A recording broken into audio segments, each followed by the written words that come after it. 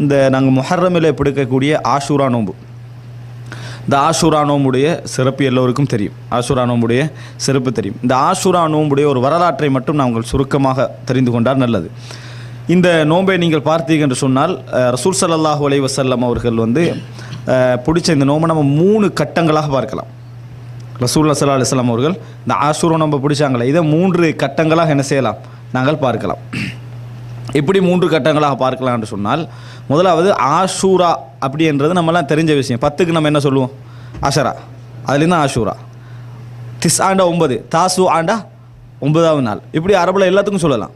அரபில் என்ன செய்யலாம், சாபு ஆன்னு சொல்லலாம், எல்லாத்துக்கும் என்ன செய்யலாம், அப்படி சொல்லலாம். அந்த அடிப்படையில் தான் இதுக்கு அந்த 10 என்று பேர் வந்தது. 10வது நாள் பிடிக்கக்கூடிய நோன்புக்கு தான் ஆஷூரான்னு பேர். நம்ம அதுக்கு முந்தி பிடிச்சாலும் சரி, பிந்தி பிடிச்சாலும் சரி, தாண்டி பிடிச்சாலும் சரி, அதுக்கு ஆஷூரா நோம்புன்னு பேரில். ஆஷூரா நோம்பு 2 நோம்பும் அல்ல, 2 நோம்பு பிடிக்கிறோம். அந்த 2 நோம்பும் கட்டாயம் அது சுன்னத்தான நோம்பு சேர்த்து தான் பிடிக்கணும், அது வேறு விஷயம். ஆனால் பெயர் ஆஷூரா என்பது எதுக்கு, 10வது நாளுக்கு மட்டும் உரியது. அப்போ இந்த 10வது நாளுக்கு மட்டும் உரிய இந்த ஆஷூரா நோம்பு முதலாக பிடித்தவர்கள் ஜாஹிலிய மக்கள். அன்ன ஆஷூரா கான யோமன் யசூமுஹு அஹ்லுல் ஜாஹிலியா, ஜாஹிலியா மக்கள் பிடிக்கக்கூடிய ஒரு நாளாக இந்த ஆஷூரா இருந்தது. இப்போ முஹர்ரமில் 10 ரசூல் ஸல்லல்லாஹு அலைஹி வஸல்லம் பார்த்து வராங்க, அவங்களும் பிடிச்சி வராங்க. ஜாஹிலியா மக்கள் பிடிக்கிறாங்கன்னா அர்த்தம் என்ன, ரசூல் ஸல்லல்லாஹு அலைஹி வஸல்லம் அவர்களுக்கு நபி பட்டம் கிடைக்க முந்தின நாள்லேருந்து என்ன செய்கிறாங்க, அவங்க பிடிச்சிக்கின்னு வராங்க அந்த நோன்பை. ரசூல் ஸல்லல்லாஹு அலைஹி வஸல்லம் அவங்களும் பிடிச்சிக்கின்னு வராங்க. இது முதல் கட்டம். இப்போ இஸ்லாம் கிடைச்ச பிறகு ரசூலாங்க அதை கண்டினியூ பண்ணுறாங்க. இஸ்லாம் கிடைத்த பின்னாலும் நபியவர்கள் அதை கண்டினியூ பண்ணுறாங்க. மற்றபடி அது என்ன, அதாவது ரசூல் ஸல்லல்லாஹு அலைஹி வஸல்லம் அவர்களாக ஒரு சுன்னாவாக ஆரம்பத்தில் ஏவிய ஒன்று அல்ல. ஆனால் ரசூல் ஸல்லல்லாஹு அலைஹி வஸல்லம் ஜாஹிலிய மக்கள் பிடிச்சிட்டு வராங்க, இஸ்லாத்திலே நோன்புன்றது உண்டு. அப்போ அந்த அடிப்படையில் ரசூலாங்களை என்ன செய்கிறாங்க, அந்த நோன்பை கண்டினியூவாக பிடிக்கிறாங்க. இது முதலாக நம்ம தெரிஞ்சு கொள்ள வேண்டிய விஷயம். ஜாஹிலிய மக்கள் இந்த நோன்பை என்ன செய்தார்கள், நோற்று வந்தார்கள். இஸ்லாம் கிடைப்பதற்கு முன்னிருந்தே நோற்று வந்தார்கள். காரணம் அவங்களுக்கு தெரிந்திருந்ததா இல்லையான்னு அதில் வரல, நோம்பு பிடிச்சிட்டு வராங்க. இப்படி பிடிச்சிட்டு வந்த ரசூல் ஸல்லல்லாஹு அலைஹி வஸல்லம் அவர்கள் அப்போ எத்தனை வருடம் இஸ்லாம் கிடைத்த பின்னால் பிடிச்சிக்கிறாங்க, 13 வருடம். இஸ்லாம் கிடைக்கும் முன்னால் ரசூல் ஸல்லல்லாஹு அலைஹி வஸல்லம் மிக நீண்ட காலமாக என்ன செய்கிறாங்க, அந்த நோன்பை பிடித்து கொண்டு வருகிறார்கள். அது மாத்திரமல்ல, மதீனாவுக்கு வராங்க ரசூலா. மதீனாவுக்கு வந்தால் அங்கே படித்த மக்கள் நோன்பு பிடிக்கிறாங்க. படித்த மக்கள் யார், அது யூதர்கள். யூதர்கள் நோன்பு பிடிக்கிறாங்க. படித்த மக்கள்னு சொன்னதுக்கான காரணம் என்னென்னு சொன்னால், அவங்க வேதத்தோடு உள்ளவங்க, இவங்க வேதத்தோடு இல்லை. அப்போ அவங்க அந்த நோன்பை பிடித்து கொண்டு வருகிறார்கள். ரசூல் அங்கே பார்க்குறாங்க, இவங்க இந்த நோன்பு பிடிக்கிறாங்க. மக்காவாசிகள் பிடிக்கிறேன்னா அவங்க குறைஷிகள், அவங்க ஜாஹிலியா மக்கள், அவங்க என்னது அந்த வேதத்தோடு சம்மந்தப்படாதவர்கள். ஆனால் மதீனா உள்ள யூதர்கள் என்ன செய்கிறாங்க, இந்த நோன்பை பிடிக்கிறாங்கன்னு ரசூல் ஸல்லல்லாஹு அலைஹி வஸல்லம் அவர் கேட்குறாங்க, ஏன் பிடிக்கிறீங்க இந்த நோன்பை, நீங்கள் இங்கே ஏன் பிடிக்கிறீர்கள் அப்படி என்று சொல்லி என்ன செய்கிறாங்க, கேட்குறாங்க. அப்போ அதுக்கு அவங்க ஒரு விளக்கம் சொன்னாங்க. என்ன விளக்கம் அது, இந்த நாளில் தான் மூசா அலைஹிஸ்ஸலாம் காப்பாற்றப்பட்டதும் அதே நேரத்தில் ஃபிரௌன் மூழ்கடிக்கப்பட்டதும் அப்படின்ற ஒரு காரணத்தை அவர்கள் என்ன செய்தார்கள், சொன்னார்கள்.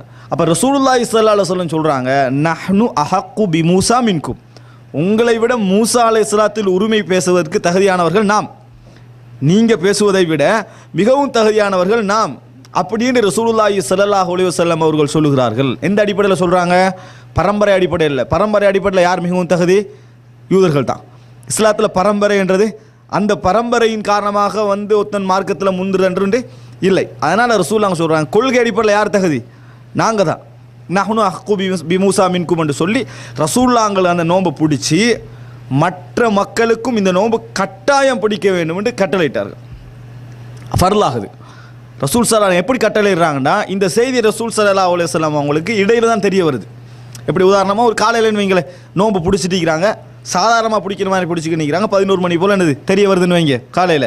உடனே ரசூல் ஸல்லல்லாஹு அலைஹி வஸல்லம் 10வது நாள் ஆகுது, உடனே ரசூலுல்லாஹ் என்ன செய்கிறாங்கன்னா, ஒவ்வொருத்தராக தெரிவு செஞ்சு அனுப்புகிறாங்க. நீங்கள் இங்கே போங்க, நீங்கள் இங்கே போங்க, நீங்கள் இங்கே போங்க, போய் யாரெல்லாம் சாப்பிடலையோ அப்படியே சாப்பிடாமல் கண்டினியூ பண்ணுங்க நோன்பை. அப்படியே என்ன செய்யுங்க, நோன்பை கண்டினியூ பண்ணுங்க. யாரெல்லாம் சாப்பிட்டு விட்டீர்களோ அவர்கள் சாப்பாட்டை நிறுத்திடுங்க. இப்போ இருந்து என்ன செய்யுங்க, நீங்கள் நோன்பை தொடருங்கள். அதாவது இது வரைக்கும் 11 மணி சாப்பிட்டோமா, நீங்கள் என்ன செய்வேன்னா இதுக்கப்புறம் சாப்பிட வேண்டாம், அந்த இடத்துலையும் நோன்பை என்ன செய்யுங்க, பிடிங்க. அப்படி என்று சொல்லி ரசூலுல்லாஹி ஸல்லல்லாஹு அலைஹி வஸல்லம் இந்த நோன்பை என்ன செய்தார்கள், கடமையாக்கினார்கள். ரசூல் ஸல்லல்லாஹு அலைஹி வஸல்லம் இந்த நோன்பை கடமையாக்கினார்கள்.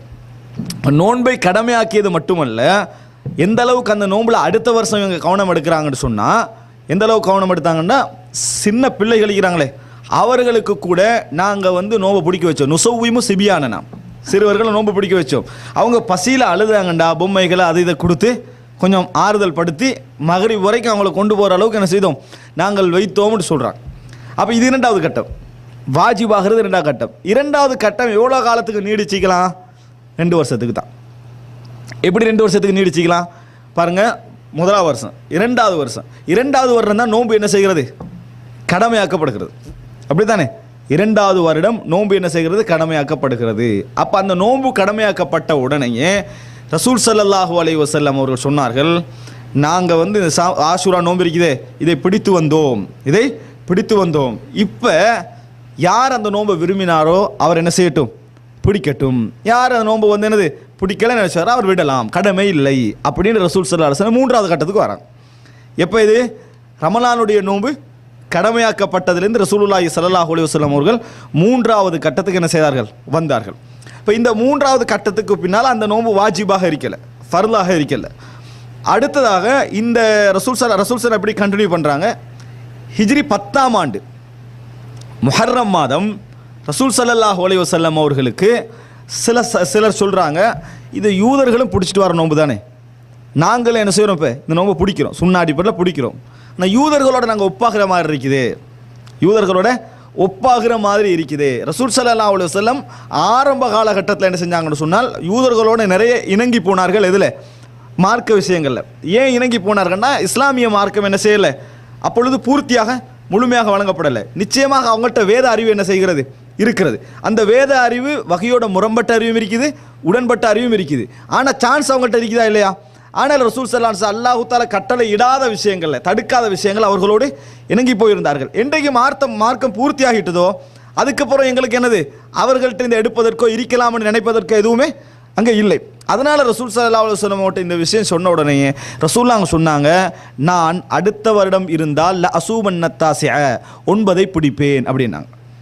9ஐயும் என்று சொல்லலை, இதனால தான் அந்த கருத்து முரண்பாடு வந்துச்சு. அடுத்த வருஷம் இருந்தால் நான் 9ஐ பிடிப்பேன் அப்படின்னு ரசூல் ஸல்லல்லாஹு அலைஹி வஸல்லம் சொல்கிறாங்க. ஆனால் ரசூலுல்லாஹ் என்ன செய்யலை, இது வந்து அந்த ஹிஜ்ரி 11ஆம் ஆண்டு, 10ஆம் ஆண்டில் ஹிஜ்ரி 11ஆம் ஆண்டு சொல்கிறாங்க. ஏன்னா ரசூலுல்லாஹ் மரணிச்சது ஹிஜ்ரி 11 ரபியுல் அவ்வல்ல, ஹிஜ்ரி 11 ரபியுல் அவ்வல்ல. அப்போ ரசூல் ஸல்லல்லாஹு அலைஹி வஸல்லம் இதை வந்து முஹர்ரமில் சொல்கிறாங்க, நான் அடுத்த வருடம் இருந்தால், அப்படின்னா ஹிஜ்ரி 12 இருந்தால் நான் 9ஐ பிடிப்பேன்றாங்க. ஆனால் ரசூல் ஸல்லல்லாஹு அலைஹி வஸல்லம் அடுத்த வருடம் வருவதற்கு முன்னால் மரணித்து விட்டார்கள். இப்போ இதுலேருந்து என்ன விளங்குன்னு சொன்னால், ரசூல் ஸல்லல்லாஹு அலைஹி வஸல்லம் இந்த 9ஐ பிடிப்பேன்னு சொன்னாங்களே, அந்த வார்த்தைக்காக வேண்டி தான் இப்போ நாங்கள் என்ன செய்கிறோம், 9, 10 பிடிக்கிறோம். 9, 10 பிடிப்பதற்கான காரணம் 10 தான் ஆஷூரா, 9 ஆஷூரா அல்ல. ரசூல் ஸல்லல்லாஹு அலைஹி வஸல்லம் யூதர்களோடு முரண்படுவதற்காக வேண்டி என்ன செஞ்சாங்க, நான் 9ஐ பிடிப்பேன்னு சொன்னாங்க. அதனால் 9ஐயும் பிடிச்சி 10ஐ என்ன செய்கிறோம், பிடிக்கிறோம். இதுக்கு சிலர் எப்படி விளக்கம் எடுத்துட்டாங்கன்னு சொன்னால், 9ஐ பிடிப்பேன்னு ரசூலுல்லாஹ் சொன்னாங்க, எனவே 10 விடலாம், 10 பிடிக்க வேண்டிய அவசியம் இல்லை. 9ஆ தானே 9ஐயும் பிடிப்பேன் ரசூலுல்லாஹ் சொல்லலையே, 9ஐயும் பிடிப்பேன் ரசூலுல்லாஹ் சொல்ல வேண்டிய அவசியம் இல்லை. ஏன்னா 10ஆம் நாளுடைய சிறப்பு மாறாது, 11க்கு 9க்கு மாறாது, 8க்கு மாறாது. 10ஆம் நாளுடைய சிறப்பு எப்பயும் என்னது, 10ஆம் நாளுடைய சிறப்பு தான். யூதர்கள் முரண்படுறதுனால என்ன செய்யாது, மூசா அலைஹிஸ்ஸலாம் 9ஆம் நாளில் காப்பாற்றப்பட்டாருன்னு ஆகிறாது. அதனால் அதை ஞாபகப்படுத்தி நோன்பு பிடிக்கிறன்றது என்றைக்குமே இருக்கும். ஆனால் இந்த 9 எதற்காக வேண்டி, முரண்படுவதற்காக வேண்டி. ஒருவர் 9ஐ பிடிக்க கிடைக்கல என்று சொன்னால் அவர் வந்து ஆஷூரா நோம்புடைய கூலி அவருக்கு என்ன செய்யாது, இல்லாமல் போகாது. இந்த ஆஷூரா நோம்பு சம்பந்தமாக வரக்கூடிய அந்த பாவ மன்னிப்பு சம்பந்தமான ஹதீஸ் 10வது நாளுக்குரிய ஹதீஸ் தான், 10வது நாளுக்குரிய ஹதீஸ். 9ஆம் நாள் என்பது யூதர்களோடு முரண்படுவதற்கான ஒரு செய்தி என்பதை நம்ம புரிஞ்சுக்கணும். அப்போ இதை எடுத்து பார்த்தீங்கன்னு சொன்னால் மொத்தமாக பார்த்த ஒரு 3 நிலை, ரசூலுல்லாஹ் அந்த கடைசி மாற்றத்தை எடுத்து பார்த்தா மொத்தம் 4 நிலை. ஒன்று ஜாஹிலியா காலத்தில் ரசூல் ஸல்லல்லாஹு அலைஹி வஸல்லம் அவங்க தொடர்ந்து அப்படி நோம்பு பிடிச்சிட்டு வந்தது. மக்காவுக்கு அந்த மதீனாவுக்கு வந்த உடனேயே கடமையாக இருந்து பிடிச்சது. இப்போ 3வது சுன்னத்தான நிலைமை மாறியது. 4வது ரசூல் ஸல்லல்லாஹு அலைஹி வஸல்லம் நாங்கள் அடுத்த வருஷம் தான் என்ன செய்வேன், அப்படி பிடிப்பேன் என்று சொன்னது. இதுதான் நம்ம அந்த ஆஷூரா நோம்பு சம்பந்தமான ஒரு சுருக்கமான ஒரு வரலாறு. இதை நம்ம தெரிஞ்சுக்கணும்னு சொன்னால் ஆஷூரா நோம்புடைய ஒரு பின்னணி நம்மளுக்கு என்ன செஞ்சிடும், தெரிந்துவிடும்.